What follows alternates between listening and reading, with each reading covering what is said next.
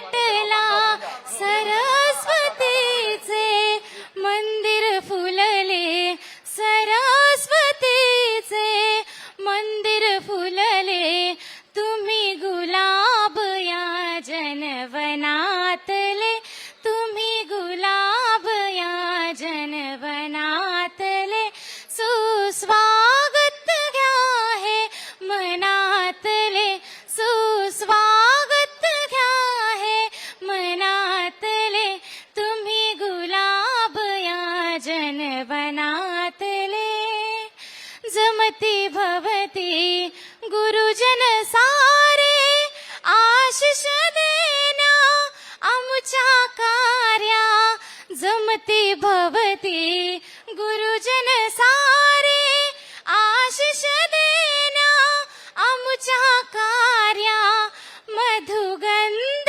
किती हे दरवळले मधुगंध किती हे दरवळले तुम्ही गुलाब या जनवनातले तुम्ही गुलाब या जनवनातले सुस्वागत घ्या हे मनातले सुस्वागत घ्या हे मनातले तुम्ही गुलाब या जनवनातले तुम्ही गुलाब या जनवनातले तुम्ही गुलाब या जनवनातले.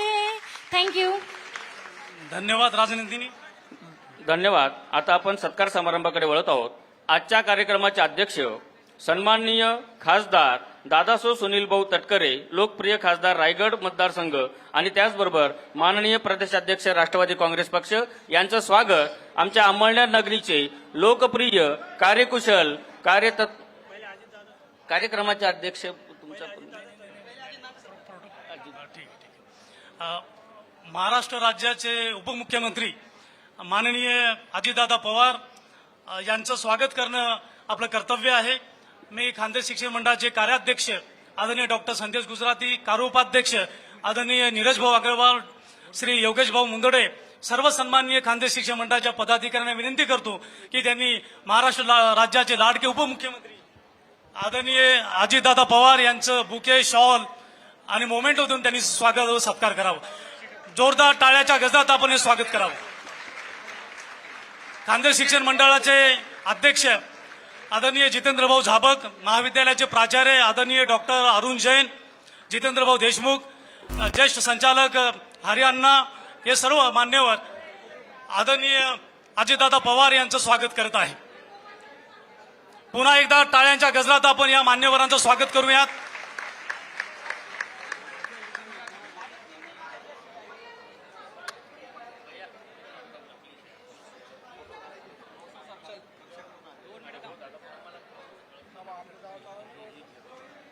आधी हे दादांचं नाही आधी. धन्यवाद. त्यानंतर आजच्या कार्यक्रमाचे अध्यक्ष सन्माननीय खासदार दादासो सुनील भाऊ तटकरे, लोकप्रिय खासदार रायगड लोकसभा मतदारसंघ आणि माननीय प्रदेशाध्यक्ष महाराष्ट्र राष्ट्रवादी काँग्रेस पक्ष यांचा सत्कार अंमळनेर नगरीचे लोकप्रिय कार्यकुशल कार्यतत्पर विद्यार्थी प्रिय आमदार नामदार दादासो अनिल भाईदास पाटील, मदत व पुनर्वसन मंत्री यांना नम्र विनंती करतो त्यांनी सन्माननीय खासदार दादासो सुनील भाऊ तटकरे यांचा सन्मान आणि सत्कार करावा.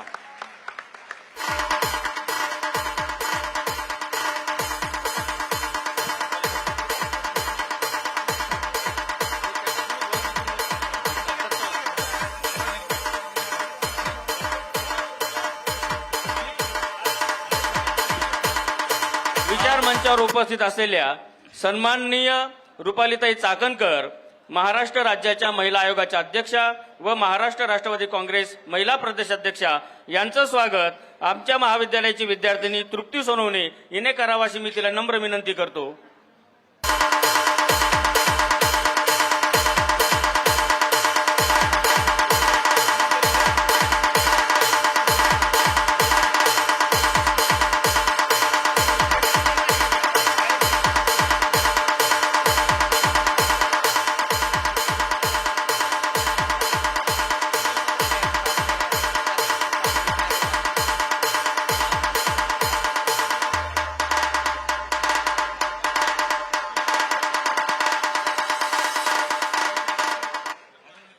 मंचावर उपस्थित झालेले आदरणीय आमदार अमोल मिटकरी साहेब यांचं स्वागत करण्यासाठी मी गायत्री गिरासे ही आमची विद्यार्थिनी आहे, तिला आमंत्रित करतोय की आदरणीय अमोल मिटकरी साहेबांचं त्याने बुके देऊन स्वागत करावं. गायत्री गिरासे.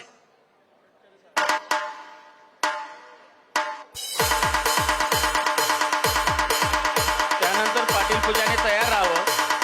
पाटील पूजा रमेश. सन्माननीय सुनील मगरे सामाजिक न्याय प्रदेशाध्यक्ष यांचं स्वागत पाटील पूजा रमेश करेल. सन्माननीय सुनील भाऊ मगरे सामाजिक न्याय विभाग प्रदेश अध्यक्ष यांचं स्वागत पाटील पूजा रमेश करेल.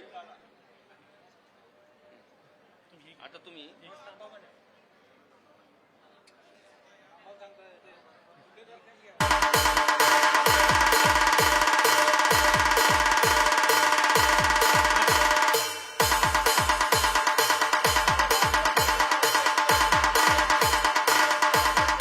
महाराष्ट्राच्या या सन्मान यात्रेकरता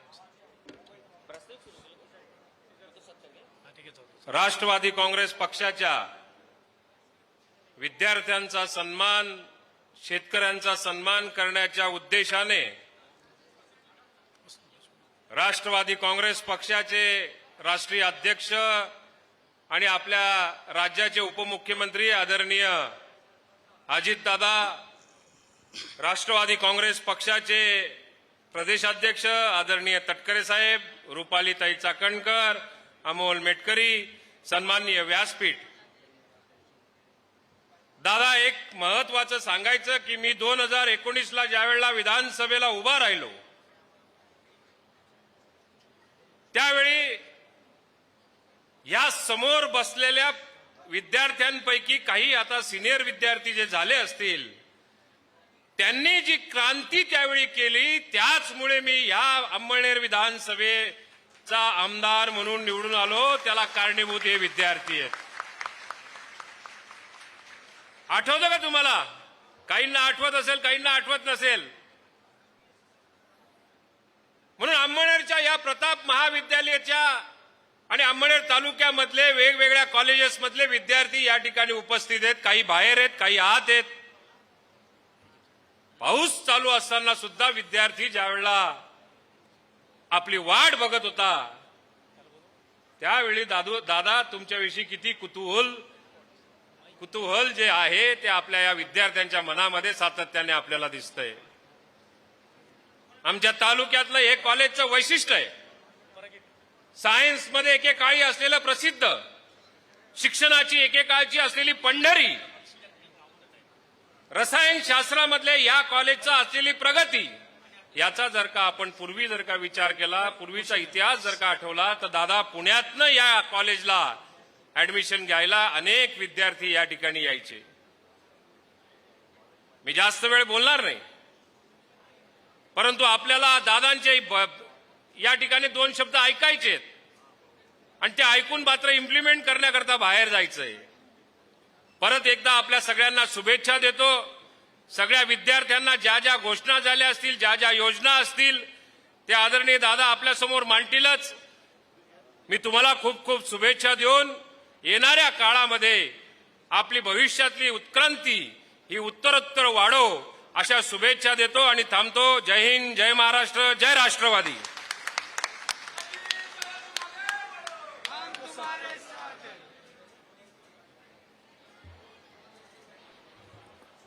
राष्ट्रवादी काँग्रेस पक्षाचे प्रांताध्यक्ष सुनीलजी तटकरे, आपले लोकप्रिय आमदार आणि मंत्रिमंडळातील माझे सहकारी अनिल भाईदास पाटील, विधान परिषदेचे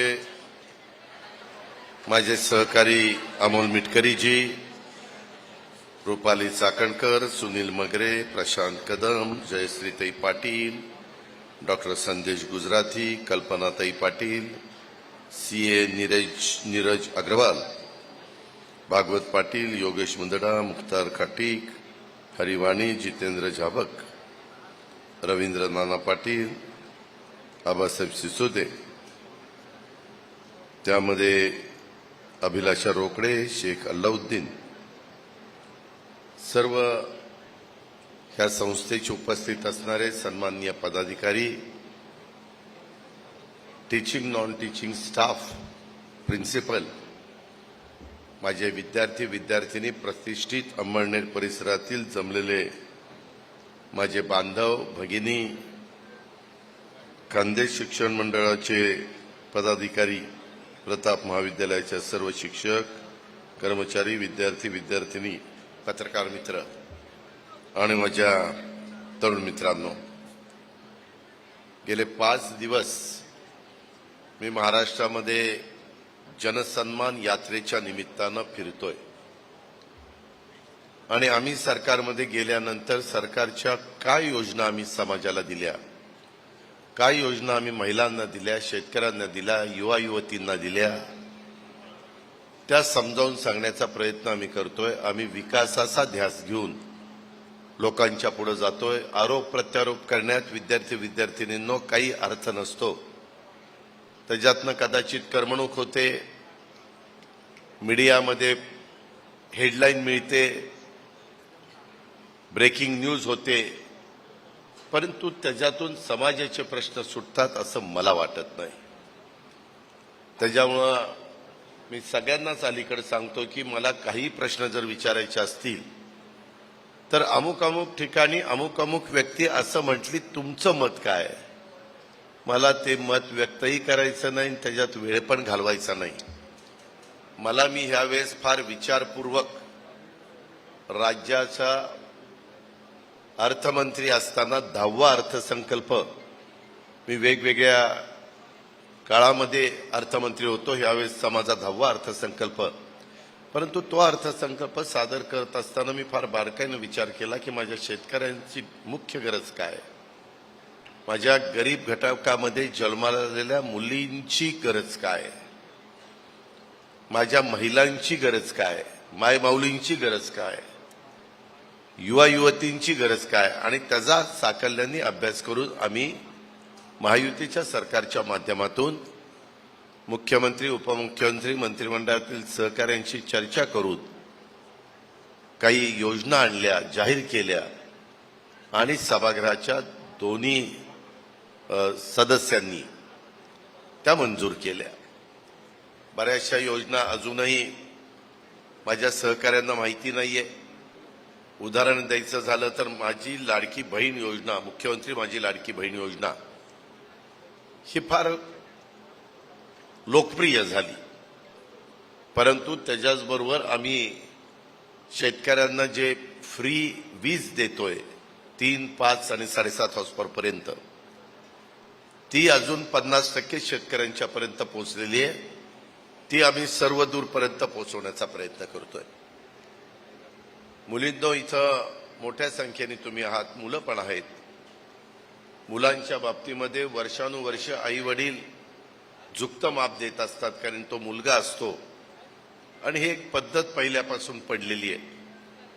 परंतु मुलगी तितकीच कर्तबगार असते, तितकीच हुशार असते. अलीकडे 10वीचे 12वीचे निकाल बघितले तर बहुतेक पहिल्या 25 मध्ये मेजॉरिटी मुली यांनी मार्क्स मिळवलेले आपल्याला सगळ्यांना पाहायला मिळतात. मुलांनो, मला तुम्हाला कुठेतरी नावमेद करायचं म्हणून नाही, परंतु फॅक्ट आहे, जी वस्तुस्थिती आहे ती आपण मान्य केली पाहिजे. आता स्पर्धेचं युग आहे, मेरिटला महत्व आलेलं आहे आणि त्याच्यामुळं वेगळ्या प्रकारचं मुलामुलींना शिक्षण मिळावं अशा प्रकारची भावना आम्हा लोकांची आहे.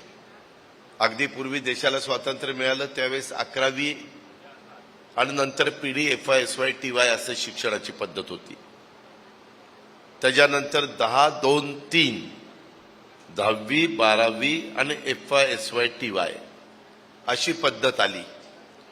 परंतु 47 ते 1975 त्या काळामध्ये 11वी पिढी FY SY TY आणि 75 पासून आतापर्यंत 10, 2, 3च राहिली. जसं बाकीच्या बाबतीमध्ये आपण बदल करतो, आता ह्याही गोष्टीला 50 वर्ष होतील. 75 आणि उद्या 25 सालात आपण गेलो तर त्याच्यामध्ये 75 वर्ष ह्या गोष्टीला होणार आहेत, 50 वर्ष होणार आहेत. आणि म्हणून माझं सतत शिक्षण विभागाला सांगणं असतं की बाबा आता त्या मुलांना स्वतःच्या पायावर उभं राहता येईल अशा प्रकारचं शिक्षण आपण दिलं पाहिजे असं मी त्यांना सांगत असतो. आपल्या दीपा केसरकरला सांगत असतो. आमचे Chandrakant Patil higher and technical एज्युकेशनचे मिनिस्टर, त्यांच्या सचिव लोकांना, त्यांना सगळ्यांना सांगत असतो. आज मी इथं येत असताना हा एक युवा संवाद आमच्या मुलामुलींशी साधण्याचा आम्ही प्रयत्न केलेला आहे. खरं तर मी राजकारणात येऊन झालीत 35 वर्ष. त्याच्यामध्ये तुमची वय पण एवढी नाहीये. आम्ही राजकारणात आल्यानंतर जन्माला आलेली पिढी आहात. आमचा काळ आणि तुमच्या काळामध्ये जमीन आसमानाचा फरक आहे.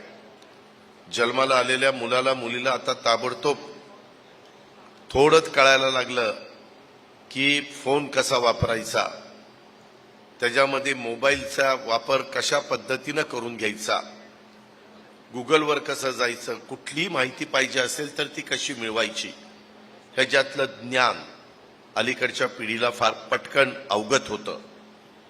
आणि त्याच्यामुळं ह्या सगळ्याच्या बाबतीमध्ये अलीकडची पिढी इतकी त्यांच्यामध्ये स्पार्क आहे, म्हणजे आम्हाला आश्चर्य वाटतं की लहानपणी जन्माला आलेल्या मुलामुलींच्या बाबतीमध्ये त्यांचं बोलणं, त्यांचं वागणं, त्यांचे प्रश्न विचारणं ते अचंबित होण्यासारखं काम असतं.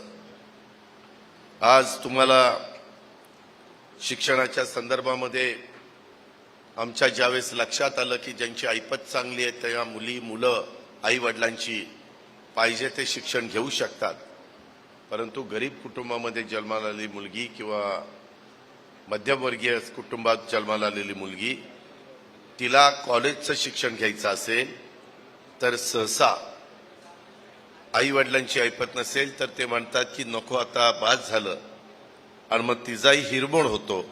ती नाउमेद होती, तिला वाटतं की बाबा मला का शिक्षण मिळत नाही, आणि मग आई वडील म्हणतात तेवढी आपली ऐपत नाही. आम्ही मधल्या काळामध्ये अशा मुलींच्या करता 50% रक्कम फीची द्यायचा निर्णय झाला, परंतु नंतर आम्हाला असा काही अनुभव आले की आई वडिलांना 50% त्यांच्या मुलीची फी कॉलेजची सरकार भरत असलं तरी राहिलेले 50% भरण्याची देखील ऐपत त्या आई वडिलांची नव्हती. आणि मग मुलीला पण वाईट वाटलं.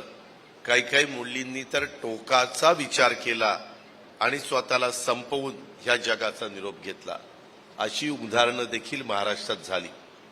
आम्हाला अतिशय वेदना झाल्या, आम्हाला अतिशय दुःख झालं की आपण आपल्या महाराष्ट्राच्या करता काम करत असताना, आपण महिलांना मान सन्मान प्रतिष्ठा देत असताना, मुलगी जन्माला आल्यानंतर ती 18 वर्षाची होईपर्यंत ती लखपती कशी होईल, तिला 1,01,000 टप्प्याटप्प्यामध्ये कसे मिळतील, असा आम्ही प्रोग्राम आणलाय, तशी योजना आणली. आणि असं असताना मात्र आमच्या मुली पुढचं शिक्षण घेऊ शकत नाही. मी माझ्या फायनान्सच्या लोकांना म्हणलं की ह्याला खर्च किती येईल. त्यांनी सांगितलं 50% रक्कम आपण खर्च करतो, त्याचा साधारण खर्च 1,500 कोटी आहे. अजून 50% राहिलेला खर्च करायचा असेल तर अजून 1,500 कोटी रुपये लागतील. मुलींनो, मी जो अर्थसंकल्प आपल्या महाराष्ट्राच्या करता सादर करतो तो 6.5 लाख कोटीचा अर्थसंकल्प असतो, आणि त्यामध्ये साधारण 3 लाख कोटी मला पगाराच्या करता, अधिकाऱ्यांच्या, कर्मचाऱ्यांच्या, सगळ्या स्टाफच्या करता, पेन्शनच्या करता आणि घेतलेल्या कर्जाचा हप्ता देण्याच्या करता लागतात. आणि बाकीचे पैसे आम्ही इन्फ्रास्ट्रक्चरच्या करता किंवा जो गरीब वर्ग आहे त्याला गरिबीतनं वर काढण्याच्या करता आम्हाला योजना कराव्या लागतात. परंतु बऱ्याच योजना शेवटच्या माणसापर्यंत पोचत नाही, त्या घटकापर्यंत पोचत नाही. आणि त्याच्यामुळं आम्ही विचार केला की चला राहिलेले पण 1,500 कोटी रुपये आपण देऊ. परंतु कुठली आमच्या शिवशाहू फुले आंबेडकरांच्या महाराष्ट्रामध्ये जन्माला आलेली मुलगी, एक तर मागासवर्गीय समाजामध्ये जन्माला आलेल्या मुलाला, ST मध्ये जन्माला आलेल्या मुलीला शिक्षण मोफत आहेच, तो त्यांचा अधिकार आहे, तो त्यांचा हक्क आहे. परंतु इतर पण समाजामध्ये गरीब घटक आहे, परंतु तो सर्वसाधारणमध्ये मोडतो, OBC मध्ये मोडतो, तो NT मध्ये मोडतो, तो अल्पसंख्याकमध्ये मोडतो, म्हणून त्यांना त्याच्यापासून वंचित राहावं लागतं. आणि त्याकरता आम्ही अर्थसंकल्पामध्ये फ्री मुलींना कॉलेजचं शिक्षण अशा प्रकारची योजना आणली. माझी समोर बसणाऱ्या मुलींना विनंती आहे, मी विचारत होतो कोण किती शिकलंय. इथं आल्यानंतर ज्यावेळेस मला दाखवण्यात आलं की बाबा रांगोळी काढली, आणि बऱ्याचदा पूर्वी आम्ही रांगोळी बघायचो आणि तिथं लिहावं लागायचं की ही अजित पवारांची रांगोळी आहे, अशी ती रांगोळी असायची. परंतु आमच्या खुशी बदाने हिनं जी रांगोळी फोटोचित्र काढलेलं आहे त्यामध्ये ताबडतोब बघितल्या बघितल्या कळतं की अजित पवारची रांगोळी आहे. असं मी तिच्या नावातच खुशी आहे. मी खुशीचं मनापासून कौतुक करतो, अभिनंदन करतो. तिच्या भावी वाटचालीच्या करता शुभेच्छा देखील देतो. तिच्या कुटुंबामध्येच हा गुण आहे आणि तो खुशीने उचललेला आहे. तिच्या रक्तातच ही कला आहे आणि ती आमच्या खुशीने उचललेली आहे. आमच्या महाराष्ट्रातल्या मुलांना संधी दिल्यानंतर त्या संधीचं सोनं करतात. कालच मी कोल्हापूरला त्याच्यामध्ये होतो, तर स्वप्नील हा कोल्हापूरचा एका शिक्षकाचा मुलगा, हा ऑलिम्पिकला कांस्य पदक नेमबाजीमध्ये त्यांनी घेतलं. कसे कष्ट घेतले, काय घेतले, ह्याचा सगळी माहिती काल त्यांच्या आईवडिलांनी मला तिथं दिली. आणि भारतामध्ये, जगामध्ये भारताचं नाव वाढवण्याचं काम. आणि तुम्हा मुलामुलींना मला सांगायचं आहे, खाशाबा जाधव पैलवानांना 1952ला फिनलँडमध्ये जे काही ऑलिम्पिक झालेलं होतं त्याच्यामध्ये वैयक्तिक पदक महाराष्ट्रातला खेळाडू म्हणून मिळालं होतं. त्याच्यानंतर आजपर्यंत एवढा मोठा महाराष्ट्र असताना एकाही खेळाडूला खाशाबा जाधवांच्या नंतर महाराष्ट्रातल्या अशा प्रकारचं वैयक्तिक पदक मिळवता आलं नाही. ते आपल्या स्वप्नीलनं मिळवलं कोल्हापूरच्या. त्याचं मी कौतुक करतो, अभिनंदन करतो. मुख्यमंत्र्यांनी आम्ही त्याला 1 करोड रुपयाचं बक्षीस देखील जाहीर केलं. अशा पद्धतीनं जे कर्तृत्व दाखवतील, जे गावचं, तालुक्याचं, जिल्ह्याचं, राज्याचं आणि देशाचं नावलौकिक वाढवतील, त्यांच्याकरता नेहमी सरकारने मजबूतीनं उभं राहायचं असतं. ह्याच दृष्टिकोनातून आम्ही तशा प्रकारचा निर्णय घेतला. आज मला स्वागत गीताच्या निमित्तानं राजनंदिनी यादवांचं पण कौतुक करायचं आहे. अतिशय गोड आवाजामध्ये तिनं स्वागत गीत पेश केलं आणि त्याबद्दल कौतुक करतो. शेवटी सगळ्यांचाच आवाज राजनंदिनीसारखा गोड नसतो. काहींचा एवढा भदाडा असतो की ऐकवतच नाही, परंतु हिचा गोड आहे. आणि सहसा मुलींचे आवाज, महिलांचे आवाज हे गोडच असतात. फार क्वचित वेगळ्या पद्धतीचा आवाज असतो.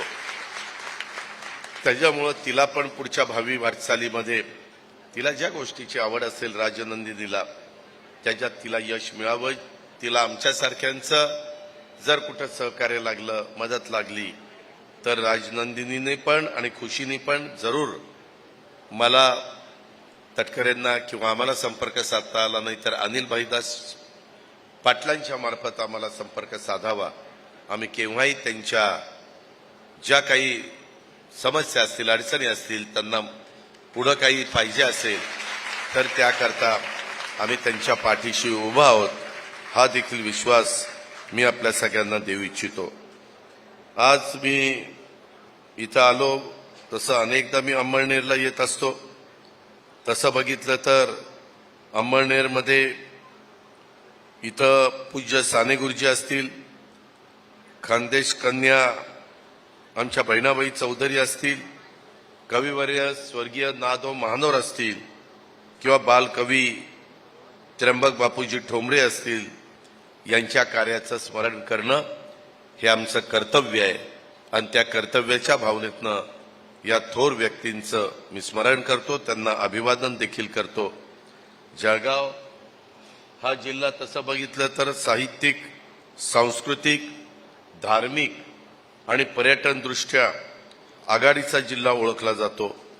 आणि त्याच्यात आपलं अंमळनेर शहर, अंमळनेर तालुका येथील मंगळ देव मंदिर भारतातील प्राचीन दुर्मिळ मंदिरापैकी एक आहे. माझ्या सूर्यकन्या तापी नदीमुळे समृद्ध झालेल्या या परिसरातले श्री मनुदेवी तीर्थक्षेत्र, त्याचबरोबर उनपदेव येथील गरम पाण्याचे झरे आणि परकांड्याचे झुलते मनोरे या बाबीमुळे देखील या परिसराला एक आगळं वेगळं अशा प्रकारचं महत्त्व प्राप्त झालेलं आहे. इथल्या संत मुक्ताबाई मंदिर, श्री क्षेत्र, पद्मालयासारख्या धार्मिक स्थळांची महती सर्व दूरपर्यंत पसरलेली आहे. वैविध्यपूर्ण संस्कृती जपणाऱ्या या जिल्ह्यात युवा मेळावा होतोय, याबद्दल माझ्या मनामध्ये मनस्वी आनंद आहे. आज जागतिक युवा दिन आहे. या युवा दिनाच्या निमित्तानं देखील तमाम माझ्या महाराष्ट्रातल्या, भारतातल्या, माझ्या जळगाव जिल्ह्यातल्या अंमळनेर परिसरातल्या सगळ्याच आमच्या मुलींना, मुलांना या आजच्या जागतिक दिनाच्या निमित्तानं, जागतिक युवा दिनाच्या निमित्तानं सर्वांना मी खूप खूप शुभेच्छा देतो. आपल्या उज्ज्वल भविष्यासाठी शुभकामना देखील मी या ठिकाणी व्यक्त करतो. आणि याच अंमळनेरमधील याच प्रताप महाविद्यालयाच्या प्रांगणात पूज्य साने गुरुजी साहित्य नगरीत 2 फेब्रुवारीला 97वे अखिल भारतीय मराठी साहित्य संमेलन पार पडलं. आणि या संमेलनातल्या देखील साहित्य जागरात, विचार मंथनात मला सहभागी होण्याची संधी मिळाली होती. याचं पण समाधान मला त्या ठिकाणी आहे. एकाच गोष्टीची खंत आहे की त्यावेळेस मी जाहीर केलेलं होतं, इथं साने गुरुजींचा पदस्पर्श झालेला आहे आणि त्याच्यावर साने गुरुजींचं अतिशय चांगलं असं स्मारक इथं व्हावं. साने गुरुजी, शाहीर साबळे यांच्यासारख्या कर्तबगार माणसांनी अंमळनेर शहरामध्ये वास्तव्य केलं असा इतिहासामध्ये नोंद आहे. आणि शहराला कर्मभूमी मानलं होतं. साहित्य, कला, संस्कृती, शिक्षण, प्रबोधनाच्या माध्यमातून सुशिक्षित, सुसंस्कृत महाराष्ट्र घडवणाऱ्या आपल्या साने गुरुजी आणि शाहीर साबळे यांच्यासारख्या दिग्गजांच्या कर्मभूमीला मी वंदन करतो. अंमळनेर सुरू झालेल्या अनेक गोष्टी राज्यात, देशात नाही तर जागतिक स्तरावर पोहोचलेल्या प्रेमजी कुटुंबियांनी अंमळनेरमधून सुरुवात केली. आज जगातली विप्रो कंपनी कुठं पोहोचली, जगाच्या कानाकोपऱ्यामध्ये पोहोचली. तत्वज्ञान विद्यापीठानं देखील जगात कीर्ती मिळवली. अभिनेत्री स्मिता पाटील यांचंही मूळ अंमळनेरमध्येच आहे. त्यांचे वडील शिवाजीराव गिरधर पाटील, काका उत्तमराव पाटील, काकू लीलाताई पाटील यांच्यासारख्या व्यक्तिमत्वांनी अंमळनेरला राज्याच्या, देशाच्या, जगाच्या नकाशावर एक वेगळं आगळं अशा प्रकारचं स्थान मिळवून दिलं. एवढा दैदिप्यमान अशा प्रकारचा इतिहास ह्या अंमळनेरला आहे. मी मगाशी बोलत असताना सांगितलं, जसं लेख आमच्या लाडकी बहीण, माझी लाडकी बहीण ही योजना आम्ही आणलेली आहे 2.5 लाखाच्या आतमध्ये उत्पन्न असणाऱ्या कुटुंबांना. त्याच्यातून आमच्या मुलींच्या करता पण शिक्षणाच्या बद्दलचा आम्ही निर्णय घेतला. माझी तमाम मुलींना विनंती आहे की ज्या मध्यमवर्गीयातल्या पण गरीब कुटुंबातल्या ज्या आहेत त्यांना मला सांगायचं आहे की तुम्ही शिक्षण 12वीचं नंतर घेतल्यानंतर तुम्हाला कुठं जायचं हे निधीची कमतरता असल्यामुळे तुम्हाला ठरवता येत नव्हतं. मुलींनो, आज मी तुम्हाला वडिलकीच्या नात्याने सांगतो की पुढं तुम्हाला IAS ऑफिसर व्हायचं, IPS व्हायचंय, MPSCला जायचंय, तुम्हाला वकील, डॉक्टर, इंजिनियर व्हायचंय, तुम्हाला पायलट व्हायचंय. जे काही तुमच्या मनामध्ये इच्छा असेल ती इच्छा पूर्ण करण्याची तयारी ही राज्य सरकारने केलेली आहे. तुम्ही त्याबद्दलचा पुरेपूर ज्ञान संपादन करण्याचा प्रयत्न करा. तुम्ही अतिशय उत्तम पद्धतीनं त्याच्यामध्ये तुम्हाला ज्याच्यात आवड आहे त्याच्यामध्ये नंबर 1चं स्थान पटकावण्याचा प्रयत्न करा. आम्ही सगळेजण तुमच्या सोबत आहोत.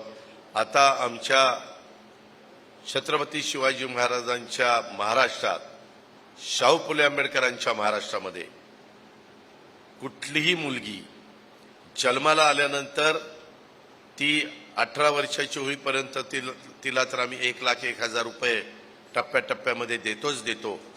पण ती गरिबाच्या घरातली असली पाहिजे. आम्ही या सगळ्या योजना गरीब आणि मध्यम वर्गीयांच्या करता आणलेले आहेत त्याची त्यांना गरज आहे हे आपण कृपा करून विसरू नका. आणि आता तुम्हाला ज्या पद्धतीचं शिक्षण पाहिजे त्या पद्धतीचं शिक्षण घेण्याच्या करता तुम्ही आता आई वडिलांना सांगा, ठीक आहे आपली परिस्थिती आर्थिक बाबतीमध्ये कमकुवत असली तरी कुठल्याही प्रकारचं कर्ज न घेता माझ्या शिवशाहू फुले आंबेडकरांच्या महाराष्ट्रामधल्या युतीच्या सरकारनी, महायुतीच्या सरकारनी, मुख्यमंत्र्यांनी, दोन्ही उपमुख्यमंत्र्यांनी, मंत्रिमंडळाने आणि सगळ्यांनी मिळून निर्णय घेतलाय. आता माझी सगळी फी त्यांनी भरायचं ठरवलेलं आहे. त्याच्यामुळे तुम्ही काही काळजी करू नका. तुम्ही इतकं चांगलं यश संपादन करा की तुमच्या आई वडिलांना पण अभिमान वाटला पाहिजे आणि आम्हाला पण समाधान वाटलं पाहिजे की आपण जो निर्णय घेतला तो निर्णय किती चांगल्या पद्धतीनं आपल्या मुलींनी प्रत्यक्षात कृतीमध्ये आणला. ह्याच पद्धतीचं आव्हान मी आपल्या सर्व माझ्या मुलींना ह्या निमित्तानं करतो.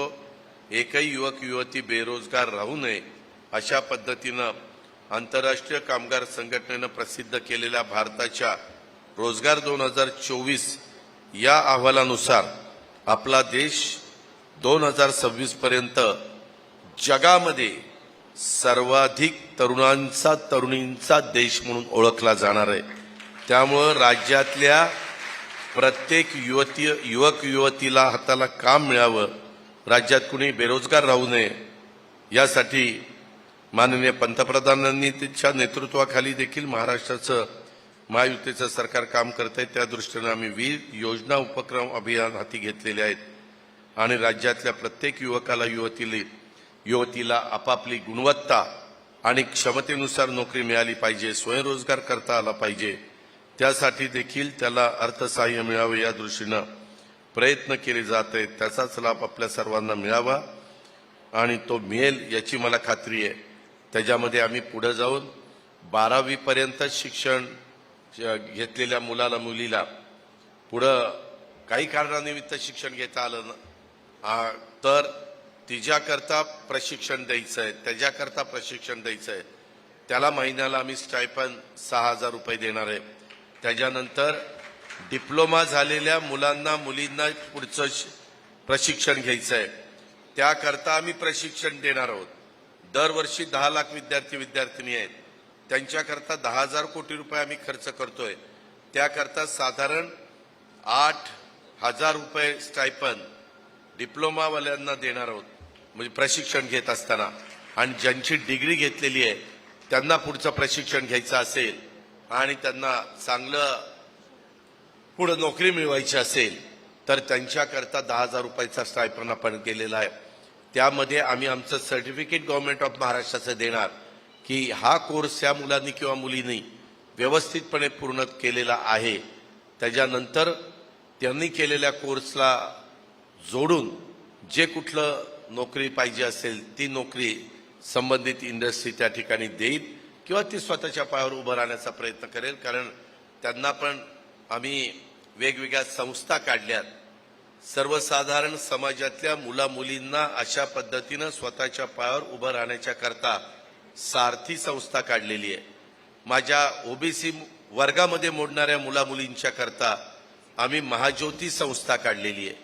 माझ्या मागासवर्गीय समाजाच्या मुला मुलींच्या करता आम्ही बार्टी संस्था काढलेली आहे. आदिवासी समाजाच्या मुला मुलींच्या करता आम्ही टार्टी संस्था काढलेली. त्याचे शॉर्ट फॉर्म मी सांगतोय, त्याचा टार्टी शॉर्ट फॉर्म होतो. आणि आमच्या ह्याच्यामध्ये मातंग समाजाच्या मुलांची मुलींची त्यांच्या सहकार्यांची मागणी होती की आमच्यावर बार्टीमध्ये अन्याय होतो, आमच्याकरता वेगळा काहीतरी संस्था काढा. म्हणून त्यांच्याकरता आरटी संस्था आम्ही काढलेली आहे.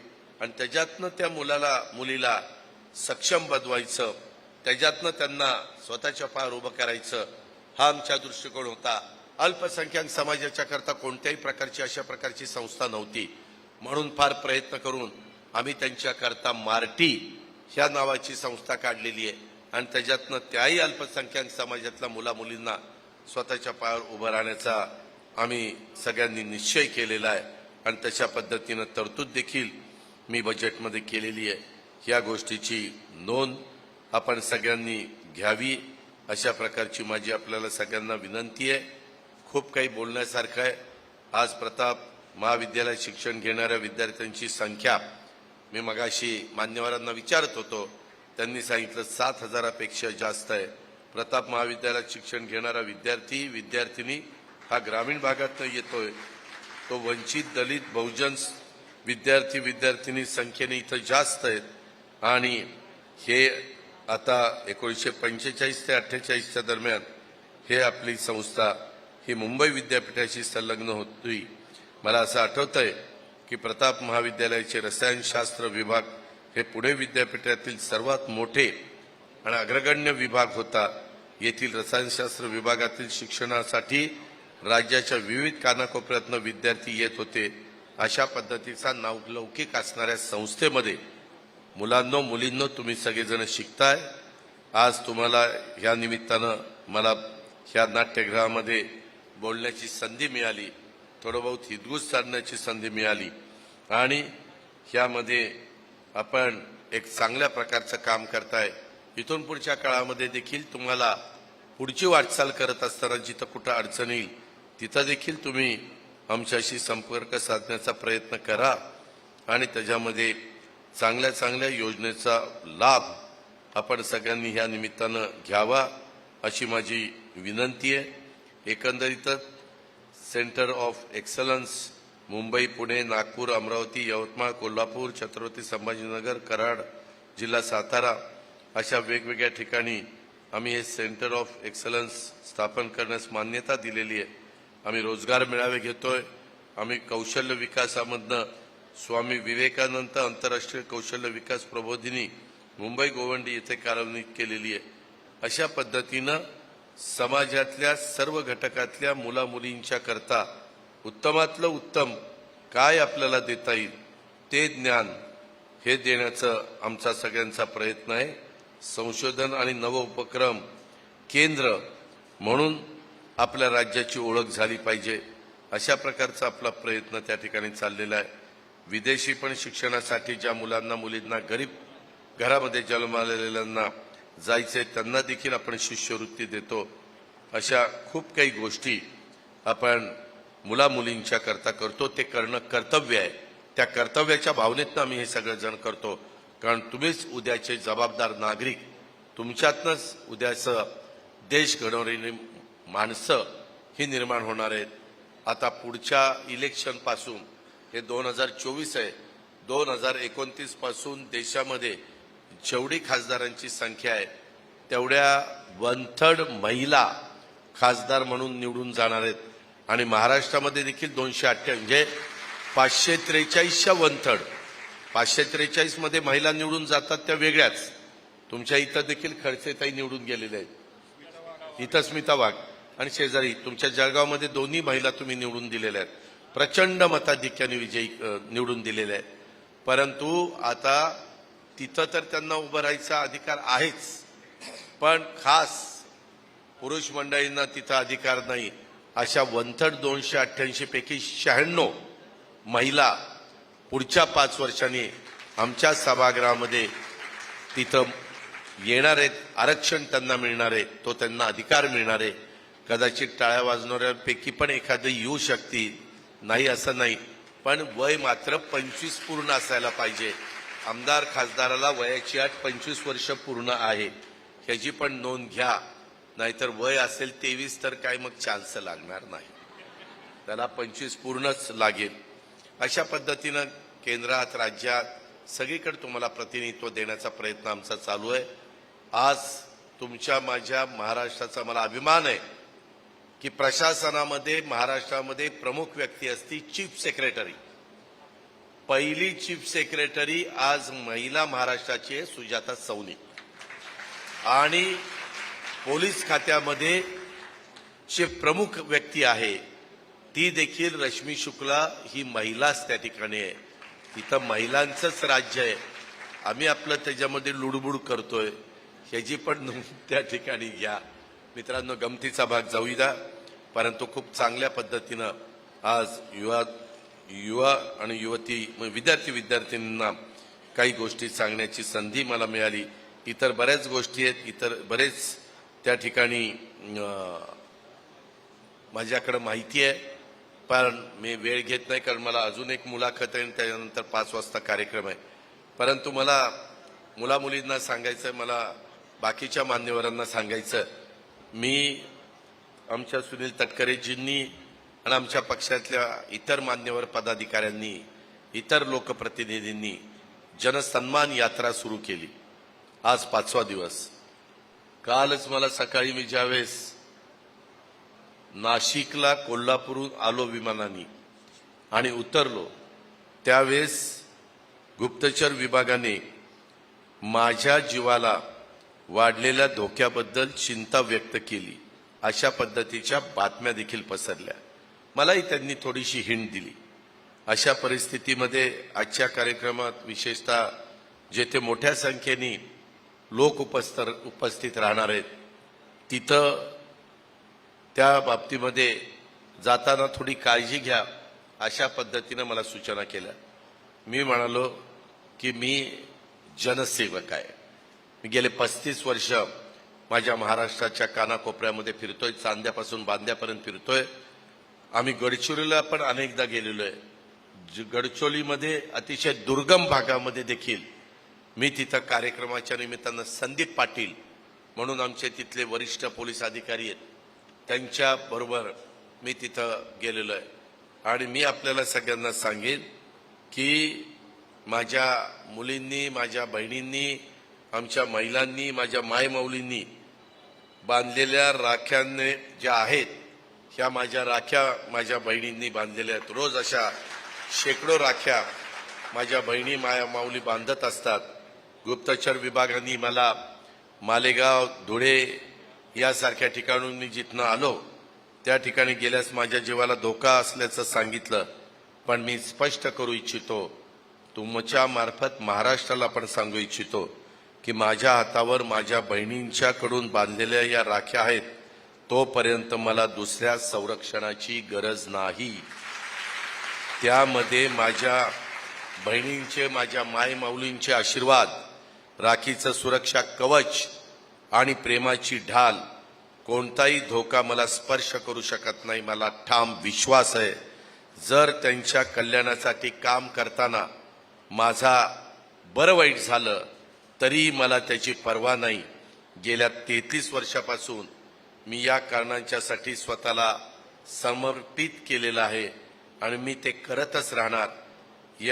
जर हेच माझं नशिबात असेल, हेच माझं जर भाग्य असेल, तर माझा जीव गेला तरी देखील मला महान भूमीतील लोकांच्या आणि माझ्या मायमौलींच्या आणि माझ्या मातांच्या सेवेत त्या ठिकाणी काम करत असताना मला अशा प्रकारचं मरण मला पत्करावं लागलं, त्याच्यात पण मला अभिमानच वाटेल. ही पण गोष्ट मी अत्यंत नम्रपणे, अत्यंत शांतपणे तुमच्या सगळ्यांच्या लक्षात आणून देऊ इच्छितो.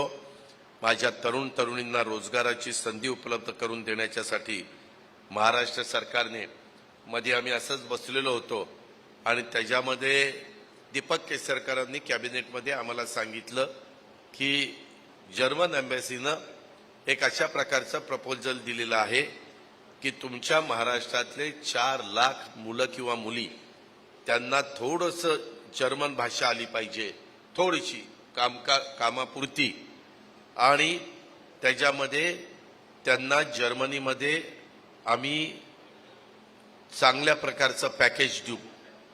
त्याच्यामध्ये फिटर पाहिजे, वेल्डर पाहिजे, त्याच्यामध्ये ड्राफ्ट्समन पाहिजे, त्याच्यामध्ये मोबाईल रिपेअर करणारे, फ्रीज रिपेअर करणारे, असे वेगवेगळ्या प्रकारची त्यांची ती डिमांड आहे. आणि 4 लाख मुलामुलींना तिथं ते संधी देणार आहेत. आणि वर्षाचं पॅकेज आहे 24 लाख रुपये. जरी तिथं परिस्थिती थोडीशी महागाईची असली तरी 12 लाखामध्ये त्या मुलाचं मुलीचं तिथलं सगळं भागेल आणि वर्षाला 12 लाख रुपये ती मुलगा किंवा ती मुलगी तिथं गेली तर आपल्या आई वडिलांच्या करता घरी पाठवू शकेल. अशा पद्धतीचं हे एक प्रस्ताव आहे. ह्याच्यामध्ये परवाच राज्यपाल महोदयांनी त्याचं सुरुवात केली. मी बजेटमध्ये त्याला पण निधी उपलब्ध करून दिला. माझी विनंती आहे की ज्याला जर्मनी भाषा थोडी बहुत फार अगदी उत्तम पर्यंत नाही, परंतु समजण्यापुरती, म्हणजे त्यांना आपण काय बोलतो ते समजते, आपल्याला ते काय बोलतात ते समजते, इथपर्यंत त्यांना जर्मन सरकार रोजगार उपलब्ध करून देणार आहे आणि यासाठी जर्मनी भाषा येणं गरजेचं आहे. राज्य सरकारने त्याच्यामध्ये ते सगळं प्रशिक्षण देण्याच्या करता जे काही कोर्स द्यावा लागेल तो देण्याची पण आपली तयारी सुरू केलेली आहे. आमचं सरकार त्याच्यामध्ये कटिबद्ध आहे. त्याचाही फायदा ज्यांना बाहेरचं जग बघायचं आहे त्यांनी त्या ठिकाणी जाऊन त्याचा फायदा घ्यावा, अशा प्रकारची माझी आपल्याला सगळ्यांना आग्रहाची, नम्रतेची, कळकळीची विनंती आहे. हे मी आपल्याला अतिशय ताई तुम्ही थांबा, माझं भाषण झाल्यावर मी तुमच्याशी बोलतो, काळजी करू नका, काळजी करू नका, मी ऐकून घेतो तुमचं.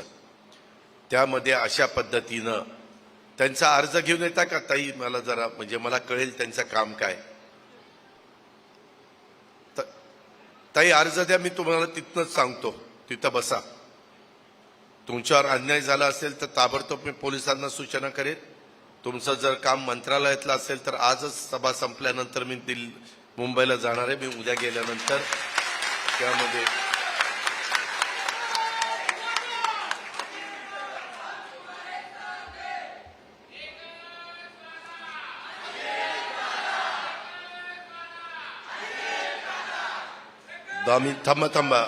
थांबा जरा.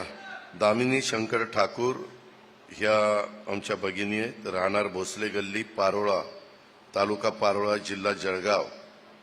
त्याच्यामध्ये गावबंदी आरोपी इथं एसपी आहेत ना तुम्ही? डीवायएसपी, ऍडिशनल एसपी ह्या दामिनीताई शंकर ठाकूरांची तक्रारच आहे. त्यांचं सीसीटीव्ही फुटेज त्यांना मिळालंय. त्यांनी कुणी त्यांचा रस्ता अडवलेला आहे, त्यांची छेडछाड केलेली आहे. इतकंच नाही तर त्यांच्या आईला देखील अतिशय मार त्यांना दिलेला आहे. माझ्या हातावर देखील आरोपींनी वेगळ्या पद्धतीनं ब्लेडनं काहीतरी वार केलेले आहेत आणि त्या अनुषंगाने गुन्हा दाखल आहे. तरी देखील आरोपीचं नाव गोलू बालू खाडे, त्याच्यावर कारवाई होत नाही. शेवट मला अर्धवट शिक्षण सोडून बाहेर गावी जावं लागलं, पारोळा वगैरे. त्यांची काहीतरी मॅटर आहे. शांतपणे त्या एसपी आपण त्यांना घ्या, त्यांना नीट समजून सांगा, त्यांना वेळ पडली तर संरक्षण द्या, पण कुठल्याही परिस्थितीमध्ये त्यांना, त्यांच्या आईला, त्यांच्या कुटुंबियांना, त्यांच्या केसाला पण धक्का लागता कामा नये. ही त्याच्याबद्दलची फोटो आहेत, आपण ते पहा. मी अजून माझा पुढचा एक कार्यक्रम आहे, तोपर्यंत मला मी इथं अंमळनेर सोडेपर्यंत मला त्याच्यातली माहिती दिली तर फार बरं होईल. एवढंच सांगतो. ताई काळजी करू नका, भावाच्या नात्याने सगळी मदत मी तुम्हाला करणार. जर तुमच्यावर अन्याय झालेला असेल तर त्या पद्धतीनं आपण जाऊ. एवढं बोलतो आणि मी आपल्या सगळ्यांची रजा घेतो. जय हिंद, जय महाराज.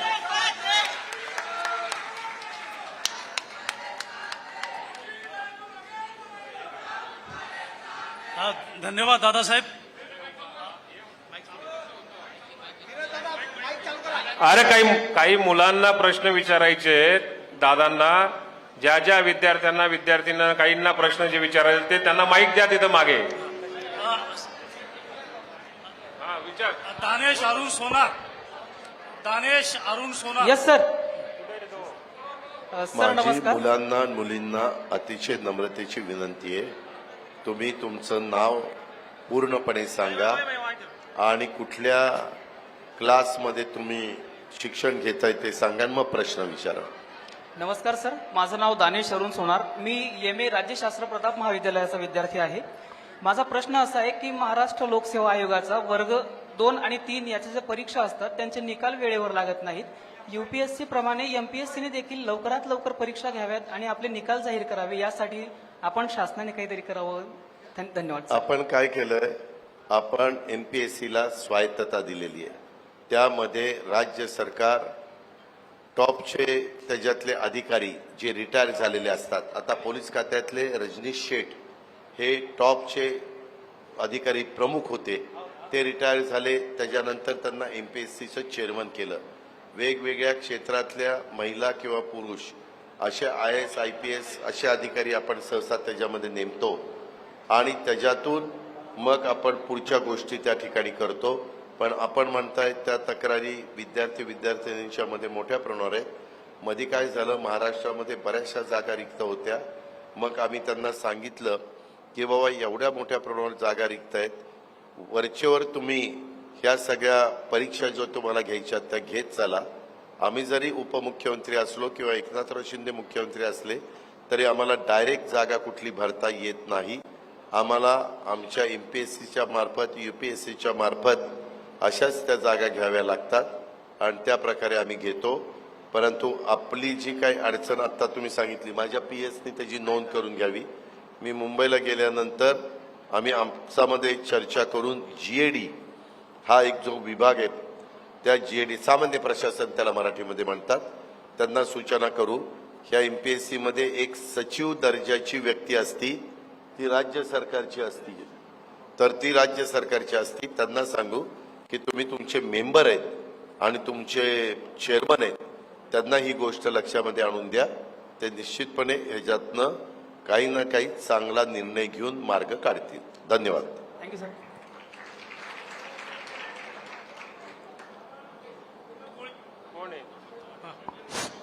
सागर. सर नमस्कार, माझे नाव सागर सुखदेव कोडी. नमस्ते.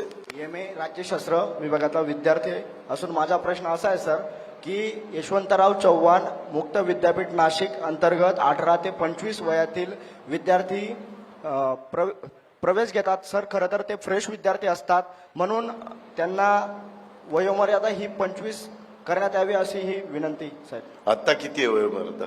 18 ते 25. 25 का करायची?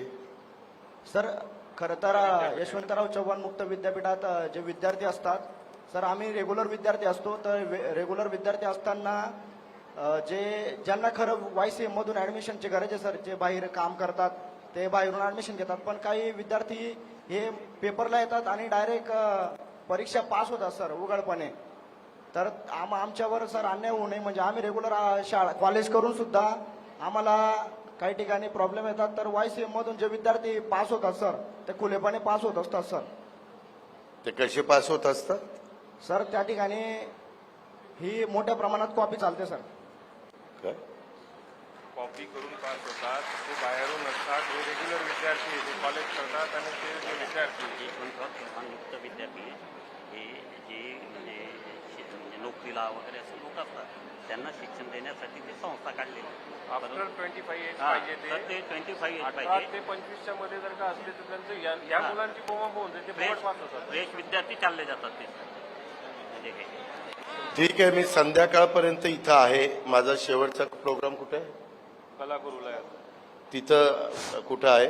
माझ्या इथं एक OSD आहे आणि एक प्रायव्हेट सेक्रेटरी. विकास शिक्षणाचं तो बघतो, त्याला बोलो माझी पुढच्या मुलाखतीला मी जाईल त्यावेळेस, आणि त्याचा व्यवस्थितपणे मला काय त्याची अडचण आहे ती लिहून घे. त्याच्या अडचणीमध्ये तथ्य असेल तर आम्ही एकत्र बसून त्याच्यातनं मार्ग काढू. धन्यवाद सर. धन्यवाद. स्नेहल योगेश सिसोदे.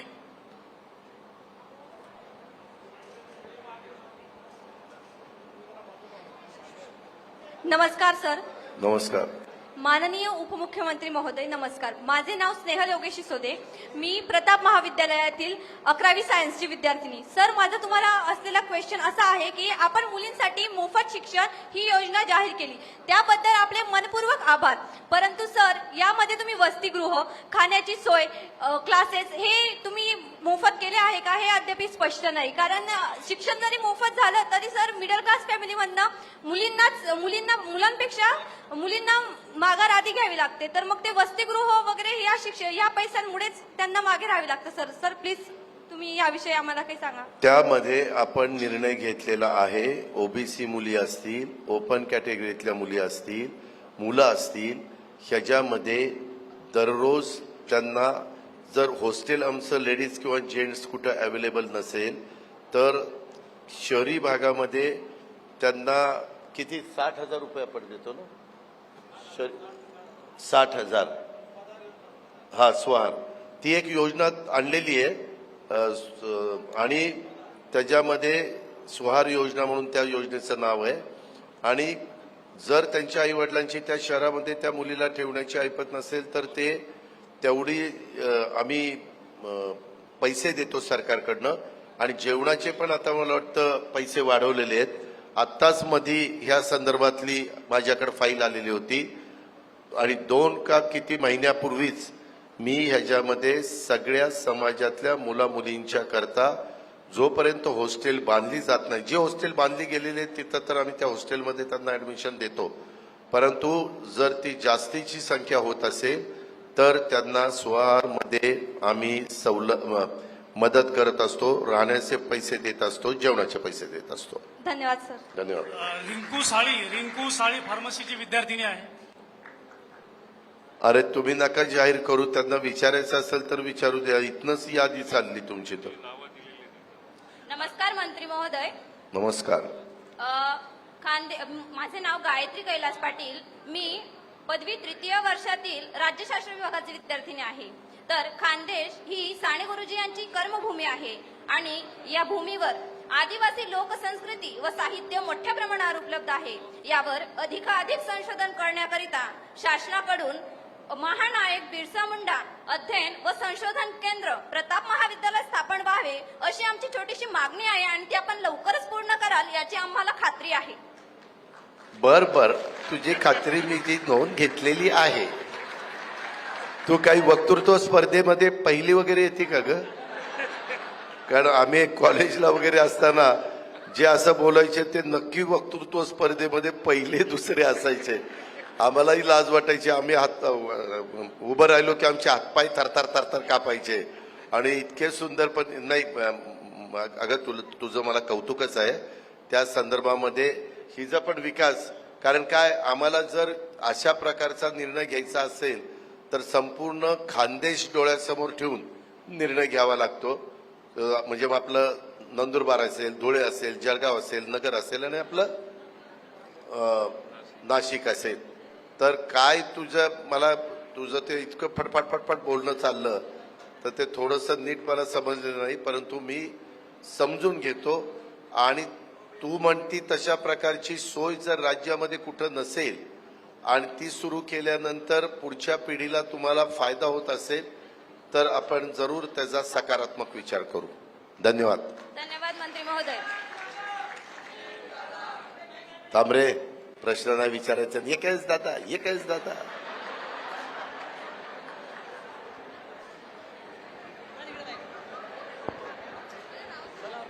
चला संपवचा. ओके धन्यवाद. मला पुढची मुलं थांबा. शेवटची लास्ट. हॅलो सर, मी FY बी फार्मसीची स्टुडंट आहे आणि मला तुम्हाला क्वेश्चन माझ्याप्रमाणे विचारते मी तुम्हाला की दादासाहेब तुम्ही सकाळी 5 वाजेची दगदग करून महाराष्ट्रासाठी धडपड करत असतात तर तुम्ही एवढी ऊर्जा कुठून आणता सर?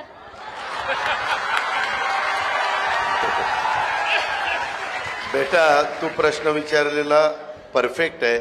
मी एवढंच सांगतो, आम्ही लहानपणापासून आमच्या घरामध्ये समाजकारण राजकारण बघितलं. माझ्या आजी लोकल बोर्ड होतं तेव्हा देशाला स्वातंत्र्य देखील मिळालं नव्हतं. त्या लोकल बोर्डाच्या त्यावेळेस मेंबर होत्या. तेव्हापासून कुणी ना कुणी आमच्या घराण्यामध्ये पॉलिटिक्समध्ये आहे आणि ते सगळं आम्ही बघत आलो.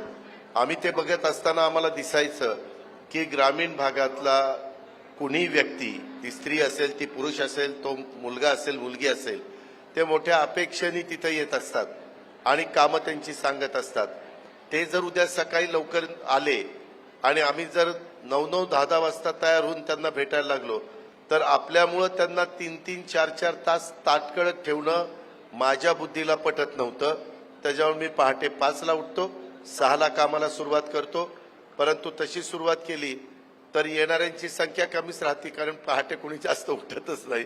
पण तुमचा सगळ्यांचा उत्साह बघितल्यानंतर, तुमच्या सगळ्यांच्या चेहऱ्यावरचा आनंद बघितल्यानंतर एक आम्हालाही समाधान मिळतं आणि आपण जे काम करतोय ते समाजाला आवडतं आणि त्या आवडीतनं आमच्यामध्ये ईर्ष्या निर्माण होती, आमच्यामध्ये उत्साह निर्माण होतो आणि त्याच्यातनं आम्ही काम करू शकतो. धन्यवाद. Hello sir. सर सर तू विद्यार्थी आहेस का? हो सर. कुठला? प्रताप महाविद्यालयाचा. सर माझं नाव आदित्य दिलीप पाटील. मी प्रताप महाविद्यालय येथे TYBCचे शिक्षण घेत आहे. तर सर अंमनेर तालुक्यातील ग्रामीण भागात खूप मोठ्या प्रमाणावर शेती केली जाते. तर आम्ही त्यांचे सर्व पाल्ले आहोत. तर सर प्रताप महाविद्यालयामध्ये अनेक प्रकारचे अभ्यासक्रम शिकवले जातात, परंतु परंतु इथं शेती संबंधित स्वतंत्र युनिट असणं आवश्यक आहे. म्हणून सर शासनाला माझी विनंती आहे की प्रताप महाविद्यालयाअंतर्गत तुम्ही शैक्षणिक म्हणजे कृषी महाविद्यालय उपलब्ध करून द्यावे, ही नम्र विनंती सर. मी तुला एक गोष्ट सांगतो. आपण राज्यामध्ये पहिल्यांदा कृषी महाविद्यालय, पंजाबराव कृषी महाविद्यालय, महात्मा फुले कृषी महाविद्यालय, आपले वसंतराव नाईक कृषी महाविद्यालय म्हणजे परभणी असेल, नागपूर असेल, इकडं पुणे असेल, राहुरी असेल, अशा वेगवेगळ्या भागामध्ये आपण महाविद्यालय सुरू केली. त्याच्यानंतर खाजगी पण ज्यांच्याकडे 100 एकर जमीन असेल त्यांच्याकडे पण ॲग्रिकल्चर कॉलेजला आपण परवानगी दिली. महाराष्ट्रामध्ये मोठ्या प्रमाणावर आपण ॲग्रिकल्चर कॉलेज काढली, कृषी विज्ञान केंद्र आपण काढली आणि महाविद्यालय म्हणजे देखील आपण काढलेली आहेत. आता ह्यांनी जर तशा प्रकारचा प्रस्ताव दिला, ह्यांच्याकडे तेवढी जमीन नाहीये. मी मगाशी येताना विचारत होतो तर ते म्हणले दादा आमच्याकडे पूर्वी 40-42 का 50 एकर जमीन होती, परंतु त्याच्यातली 27 एकर जमीन त्यांनी स्पोर्ट्स म्हणजे क्रीडा संकुलाच्या करता दिलेली आहे. जर यांच्याकडे तेवढी जमीन असेल तर जरूर कॉलेज द्यायला. आमच्याच धनंजय मुंडेकडे ते डिपार्टमेंट आहे. त्याच्यामुळं प्रस्ताव ॲग्रिकल्चर कॉलेज काढण्याच्या संदर्भातल्या प्रस्ताव पुरेपूर सगळ्या नियमामध्ये आला तर आम्ही तुम्हाला ॲग्रिकल्चर कॉलेजला परवानगी द्यायला तयार आहोत. धन्यवाद. नमस्कार सर. एक last please sir please sir एक लास्ट सर फक्त ऐकून तर घ्या माझं. ऐकून तर घ्या sir please. Sir me computer engineer आहे सर. लास्ट इयरचा पास आउट आहे SSBTचा सर. अजूनही मला जॉब नाही आहे सर. सर माझं मेन एवढंच म्हणणं आहे सर. हॅलो. राष्ट्रवादी काँग्रेसचे युवक काँग्रेस यांच्या वतीने सत्कार करण्यात येत आहे.